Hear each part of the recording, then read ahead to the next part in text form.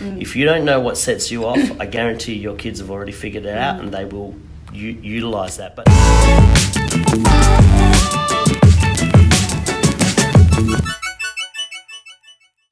welcome to the Karma Classrooms channel. I'm your host, Tarun Stevenson, where we are all about helping teachers establish and maintain positive behaviour in the classroom. You can catch us on YouTube, Facebook, Instagram, or your favourite podcasting app. So make sure you subscribe and follow so that you don't miss any of our episodes. All right, here's the latest episode. Let's get into it. I'm here with Marion at the Australian Industry Trade College. We're just about to do a PD on understanding and educating boys. Marion, I was just chatting with you and just asking you, what's one challenge you've had recently in the classroom that you would like to sort of unpack a little bit today? I think one of the biggest struggles, not just for me, but for any teacher, is how you regulate and monitor your own emotions in the classroom, especially in the face of behaviour that is constantly disruptive and sometimes things that feel personally attacking. It's very hard to separate the personal from the professional because so much of what we do is human and it requires our human self to turn up, to connect and to care. And so how to draw a boundary around that and to not take behaviour that is very threatening and attacking sometimes seriously is really hard. That's good. I like the phrase you used. You said, how do I separate personal and professional life? And I talk a lot about this in my behaviour management PDs, about being able to manage your emotions and having enough self-awareness to know what your triggers are. If you don't know what sets you off, I guarantee your kids have already figured it out and they will utilise that. But here's one thing that I think is interesting. Hey Brad, how are you?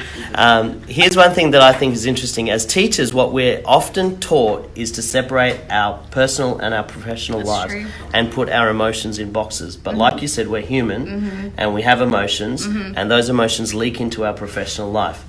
What I'm finding is far more effective than trying to separate out, because you are going to bring your emotion to the classroom. That's natural, right? And you don't have two personalities, at least I hope you don't. My husband might say otherwise. He might, but your emotions are going to come into the classroom. Even your personal emotions are going to come into the classroom. So what it is, it's not about separating your professional and personal life. It's about regulating your personal emotions, and that needs honesty. One, you've got to acknowledge that you're human and your humanness is going to come into the classroom. The second thing is you've got to know what's going on in your life that may impact you in the classroom. You know, did your car break down this week? Have you got bills that you're struggling to pay? Did you have a fight with your husband? All of that will come into the classroom with you. And if you're not aware of it or honest enough to acknowledge it, then you won't be able to manage it. But I think if it starts with honesty and then we say, okay, I'm having a bad day today. What am I going to put in place today to help me regulate my personal life as it comes into the classroom? And then when I'm aware of my triggers, I'm aware of what sets me off, then give myself a buffer. You know, or I always talk about having margin when you work with children. Is if you don't create margin, they will take you to your limit and you won't be able to control yourself. So always know that there's a buffer between where you might get set off and what you're actually trying to manage. So I'll give you a little example, okay? So one of the things that triggers me and stresses me out is a lot of noise in a room. Okay? When I'm teaching, I find noisy rooms stressful. Some teachers don't, all right? I know that every human being will exceed the boundary that is put on them. That's natural human behaviour, all right? So if I said to my class, I am happy with whispering, I know that somebody is going to start loud talking and then somebody is going to start shouting once there's loud talking, and very soon I'll have a noisy classroom. But here's what I do know. I can handle whispering.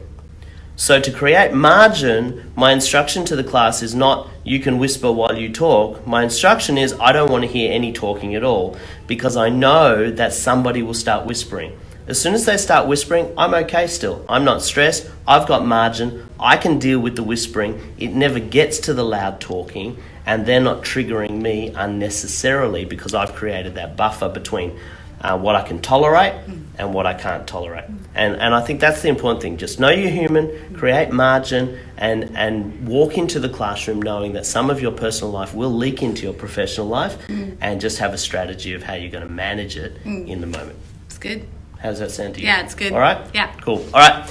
I'm Tarun. Make sure that you check out the link in the description above for karmaclassrooms.today if you want to come to any of our PDs, and you'll learn more stuff just like this video at one of our PDs. See you later.